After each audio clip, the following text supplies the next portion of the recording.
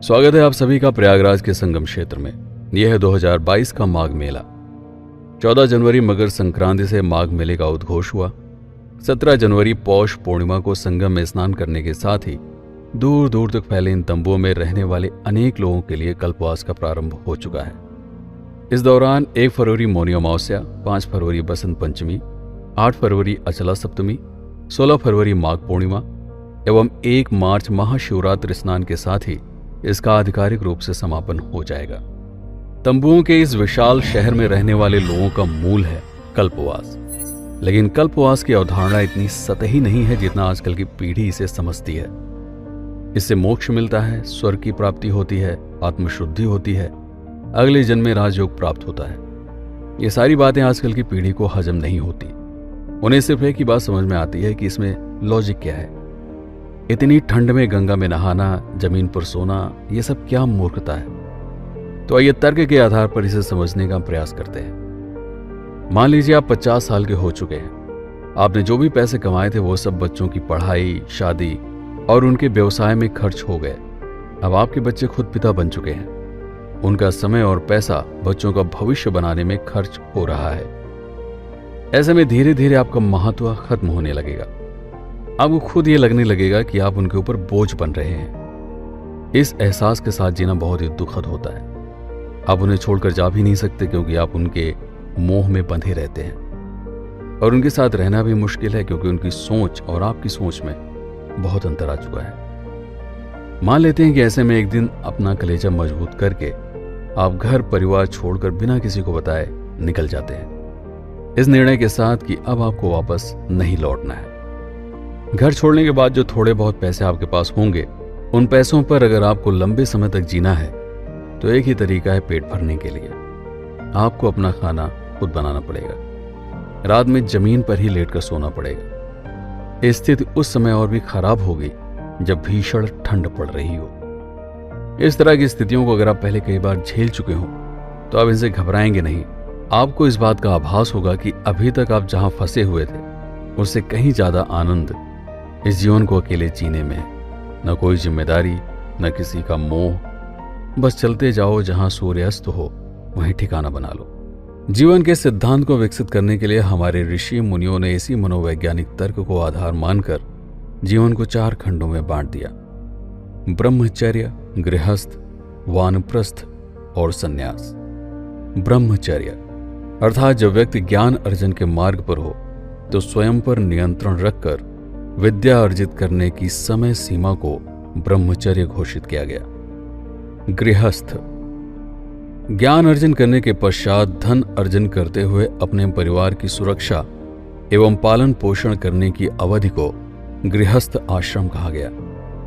वानप्रस्थ अपनी सभी पारिवारिक जिम्मेदारियों का निर्वहन करके अर्थात अपने बच्चों को गृहस्थ आश्रम में भेजने के पश्चात जब व्यक्ति जंगलों में जाकर अपनी पत्नी के साथ अपने जैसे उम्र के लोगों के बीच में अपना जीवन यापन करता है, सामान्यतः इसे 50 वर्ष के बाद की अवधि माना जाता है। संन्यास वानप्रस्थ करते हुए जब व्यक्ति को इस बात का आभास हो कि अब उसका शरीर किसी भी समय साथ छोड़ सकता है, तब वह सभी लोगों से अपना संबंध तोड़कर मृत्यु आने तक चिंतन, मनन, ध्यान एवं ईश्वर की आराधना में अपना समय गुजारते हुए एकाकी जीवन जीता है। इसे जीवन का अंतिम पड़ाव अर्थात संन्यास आश्रम कहा जाता है। इसमें व्यक्ति बीमारी को अपने क्षीण एवं दुर्बल शरीर का अंत करने का कारक मानता है। किंतु प्रत्येक सिद्धांत में समय के साथ कुछ न कुछ बदलाव होते रहते हैं। पारिवारिक जीवन में फंसे व्यक्ति के लिए वानप्रस्थ का पालन करना बहुत ही ज्यादा कठिन होता है। अतः हिंदू महर्षियों ने वानप्रस्थ की कठोरता को सरल बनाते हुए एक अन्य विकल्प की रचना की: कल्पवास। आधुनिक जीवन शैली में 50 वर्ष पूर्ण करने के पश्चात भी व्यक्ति अपने नाती पोतों के मोह में फंसा रहता है। इसी मोह से व्यक्ति को विरक्त करने के लिए कल्पवास की अवधारणा विकसित की गई। व्यक्ति यदि चाहे तो वानप्रस्थ आश्रम के अनुसार जंगलों में जाकर जीवन यापन करे या फिर कल्पवास के मार्ग को चुनकर इसके नियमों का पालन करे, जिसमें व्यक्ति हर वर्ष माघ मेले में आकर दिन में 3 समय गंगा में स्नान करके अपने हाथ से भोजन बनाकर एवं फलाहार करते हुए 24 घंटे ईश्वर में अपना ध्यान लगाते हुए रात को जमीन पर सोने के नियमों को लगातार 1 महीने तक दोहराने से मनुष्य का अपने परिवार के प्रति मोह माया से धीरे धीरे विरक्ति की ओर ले जाने की प्रक्रिया शुरू होती है। कम से कम 12 वर्ष या उससे भी अधिक लगातार इस प्रक्रिया से गुजरने के पश्चात व्यक्ति मानसिक रूप से संन्यास ग्रहण करने के लिए तैयार हो जाता है, क्योंकि इन 12 वर्षों में अकेले जीने का जो अनुभव व्यक्ति प्राप्त करता है उसके आधार पर अब उसे एकाकी जीवन यापन से डर नहीं लगता और इस तरह मृत्यु का भय भीतर से हमेशा के लिए समाप्त हो जाता है। हिंदू धर्म में 60 वर्ष के पश्चात व्यक्ति को परिवार से दूर रहकर जीने का परामर्श दिया जाता है, क्योंकि इस उम्र के बाद से आधुनिक जीवन शैली में व्यक्ति का महत्व परिवार में कम होने लगता है। अतः मानसिक अवसादों एवं पीड़ाओं से बचने के लिए उसे ऐसा करने का परामर्श दिया गया है।